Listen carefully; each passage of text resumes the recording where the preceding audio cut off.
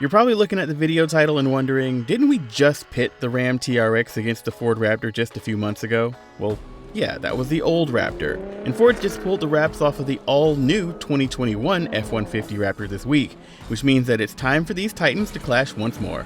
No, not the Nissan Titan, that's a completely different truck and a completely different video which you can find a link below, but look, let's just get into it before I confuse things more.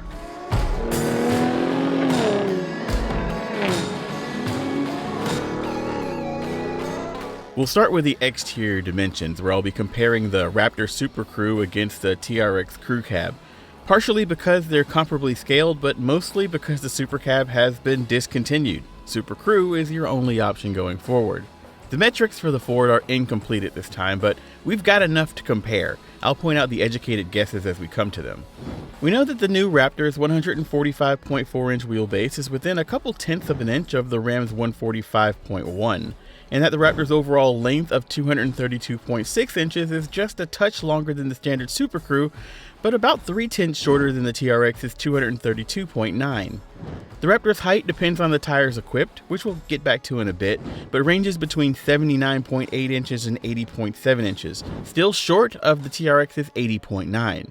The Ford is also a slightly narrower truck than the Ram at an overall width of 86.8 inches versus 88. Ford has told us that the Raptor will weigh around 600 pounds less than the TRX, so here we can estimate around 5,750 versus the Ram's 6,350 pounds.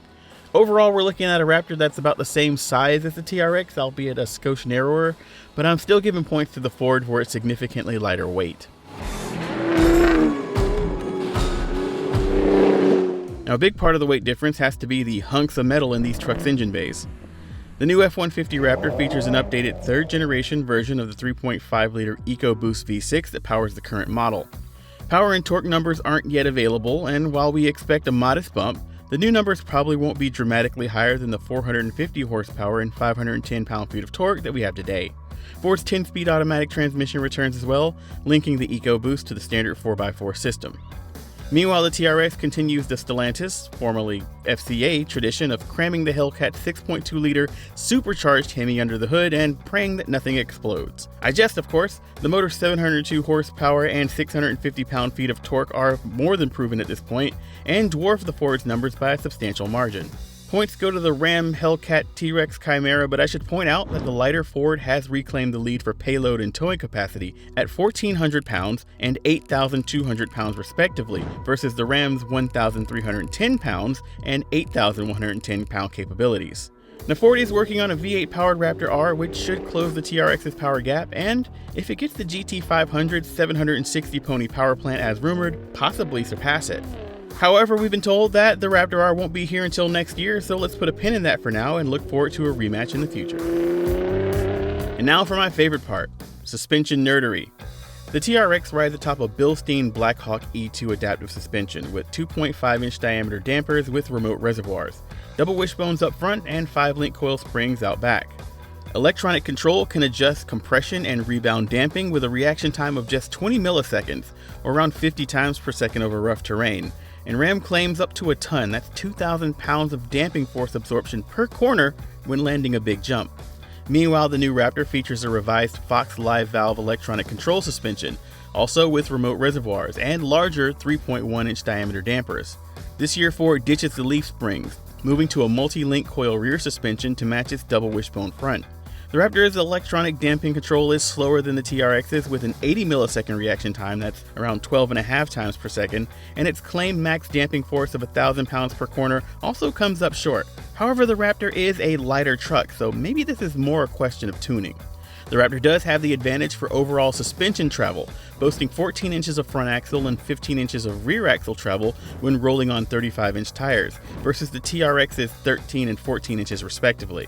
Trading blows back and forth, this category is too close to call based on numbers alone, so let's call it a draw. Both the Raptor and the T-Rex come standard with 35-inch tires and are available with beadlock capable wheels. But the Ford can also be spec'd with 37 inches from the factory. Now, technically, the Ram can also be fitted with 37s, but that's an aftermarket upgrade that Ram Trucks doesn't officially support or list specs, angles, or clearances for. I'll keep the larger tires in mind, but for purposes of today's comparison, we'll mostly be looking at an apples-to-apples 35s to 35s. Now, the TRX's 30.2 degree approach, 23.5 degree departure, and 21.9 degree breakover angles are impressive, but are all also edged out by the Raptor's numbers. For the Ford, we're looking at a 31 degree approach angle, 23.9 degree departure angle, and a 22.7 degree breakover angle. The Raptor also edges out a total ground clearance advantage, boasting 12 inches versus the TRX's 11.8. Small advantages to be sure, but remember that the Raptor can also be spec'd with those larger 37-inch tires, further boosting its ground clearance to 13.1 inches and approach, departure, and breakover angles to 33.1, 24.9, and 24.4 degrees respectively, further beating those of the TRX. Apples to apples or not, points for this category go to the Ford. Now, backing up the hardware and software are features that help these trucks and their drivers tackle a variety of jobs, terrains, and conditions. Both feature multiple drive modes controlling suspension, powertrain, and 4x4 behavior for sport, towing and hauling, rock crawling, and the ever-important Baja blasting. Both feature some form of low-speed crawl control for off-road use. Ford calls it trail control, Ram has select speed control. Both boast some form of hill descent control, and both feature massive touchscreen displays that allow drivers to customize their performance. The Raptor features a unique technology inherited from the Bronco called Trail one-pedal driving, which maps both gas and brake to the accelerator pedal. Depress the accelerator to move and lift to brake automatically, and proportionately to how much and how quickly you lift it.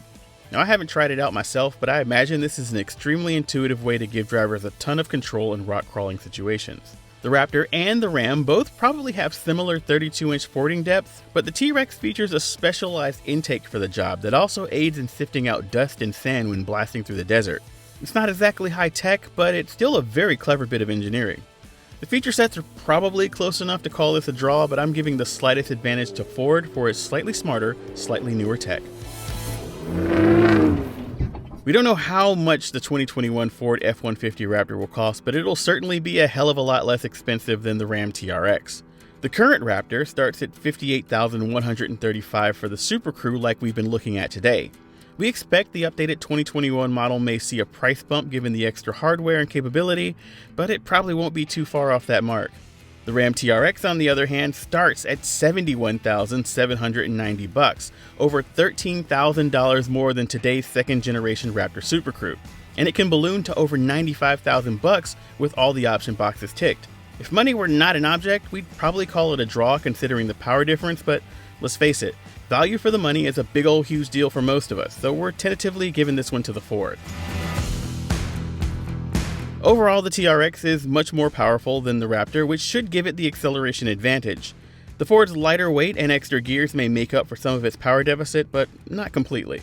Both trucks are exceedingly capable with sophisticated Desert Runner suspensions, but the Ford boasts a touch more ground clearance, has a small tech advantage, and will leave a boatload of money in your pocket, which you could better haul around with its superior towing and payload numbers.